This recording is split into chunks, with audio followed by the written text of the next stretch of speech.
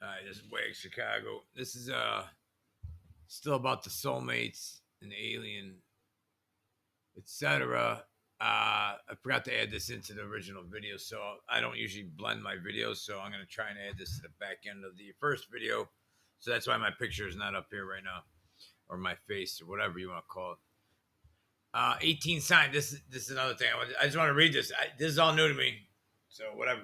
18 signs you found your soulmate. Spiritually speaking, because I'm into the ether now, spiritually speaking, it is said that even before you were born, the name of your spiritual half has been determined. Each soul has a perfect match, your soulmate. That sounds crazy, right? Although most people think of a soulmate as a perfect, harmonious unit of bliss, your true spiritual soulmate is a person who is intended to help you complete yourself. Quote, complete yourself. That's cool. I think there's a movie about that, right? Oh, here it is. Jerry Maguire was right. Soulmates complete. I never saw the movie, but I remember that quote. A person is unable to. I don't watch movies. A person is unable to complete his mission in life alone. Everyone needs someone to help them become a better person. This is not always a blissful experience. Being in an honest, sincere, and committed soulmate relationship helps you to become a better version of yourself. You have to push yourself beyond your comfort zone, beyond your limits to find your better self. Even though we tend to think of soulmates as symbiotic union, soulmate relationships can be rough at the beginning, though they can be like two jagged edge puzzle pieces trying to click into place. Sometimes it looks like if you don't put together at all, but soon after a little bit of twisting and turning and flipping the pieces around, you feel the moment of the perfect click, the feeling deep in your soul that this is the right one. Often soulmates appear in disguise.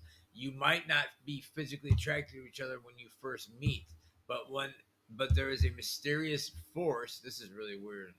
Holy shit. Hang on, read that again. Our soulmates appear in disguise. Often, can't even read now. Often, soulmates appear in disguise. You might not be physically attracted to each other when you first meet, but there is a mysterious force pushing you forward that tells you this is the right one for you. Okay. You have a personal checklist of everything you want in a partner: tall, check; dark hair, no curls, etc., blonde, etc., six pack ab, blah, blah, blah. Uh, who knows his date? Not the one because she eats her peas one at a time. If you are brave enough to move away from your romance checklist, open your eyes and your heart to unexpected possibilities, you might just be one of the lucky ones who finds their true soul match. That's weird. All right, number one. These are the steps how you supposedly know this. Let's see. One, you just know it. That's a good answer. There you go. You just know. Yeah. Something deep inside tells you this is the perfect one for you. It's as if there's a spiritual force pushing you to let go of everything you previously expected and to give of yourself completely. Two, you have crossed paths before. Hmm. Soulmates have met each other in a previous time. You may not have connected, but you were in the same place at the same time because before my husband and I met, we lived across the street from each other and worked across the street from each other. Yet we never met until the time was right. That's weird. Three, your souls meet at the right time. Each person has to be ready to receive the soul connection, like in your stomach. Wow. All right. Even though my husband and I were in close proximity of each other for years, we did not meet until the time was right. Okay. You have to be prepared to meet your soulmate. It could be that you have to go through a relationship that doesn't work out, or that you're not ready to ditch your perfect person checklist. But when it comes to soulmates, timing is everything. Timing. Four, your quiet your quiet space is a peaceful place. Being quiet together is comforting like a fluffy down blanket on a cold winter night. Whether you're reading in the same room or driving in the car, there's a quiet place between you.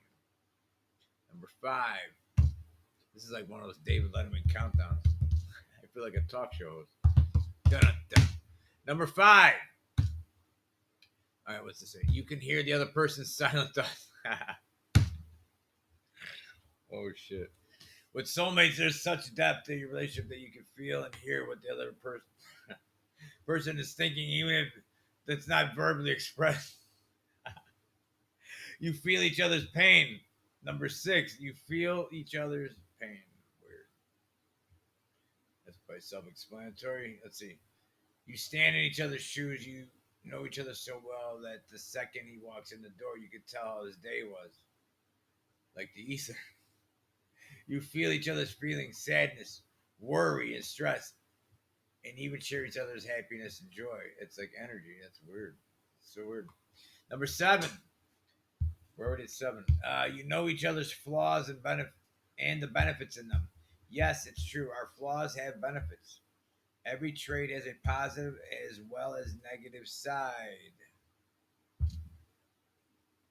Where's that? It's the task of each person to always look for the good. The good. That's weird. See the good things. Even when things don't look so good, like today. Why? There is usually a benefit to each flaw. Stubborn people are good decision makers. Overly organized people are great at paying the bills, etc. You share the same life goals. You're both on the same page with values, ethics, goals, right from wrong. Uh, you may have a different way of reaching these goals, but you both want the same end result. Number 9, you're not afraid of having a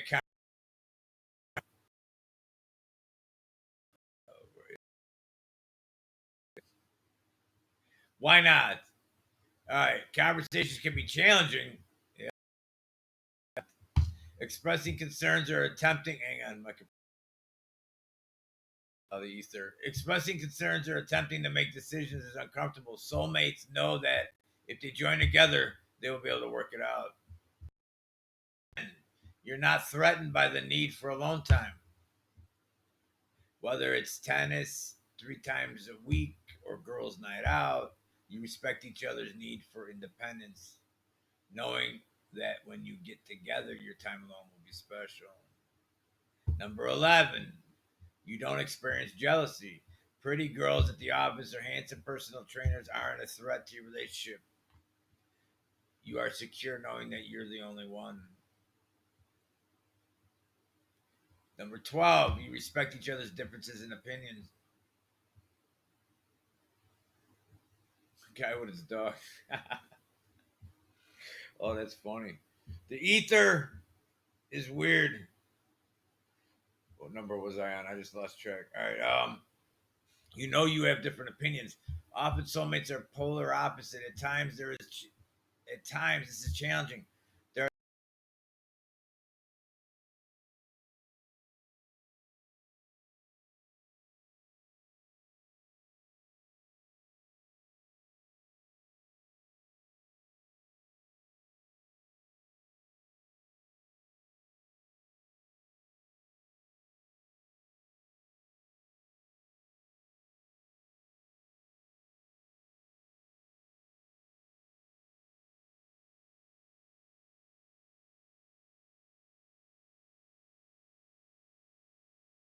relationship.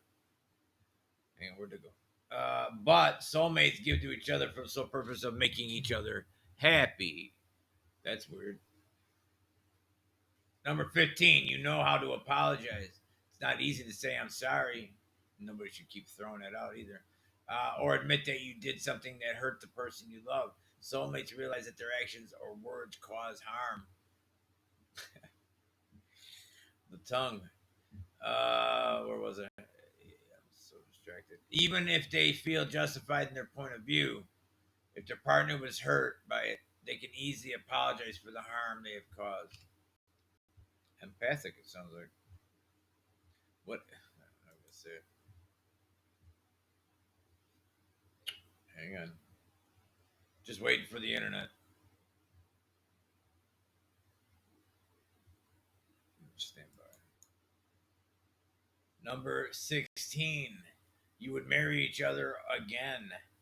You know this is the one and only one for you, even though, or even through the tough times, you would choose your partner again. Wow.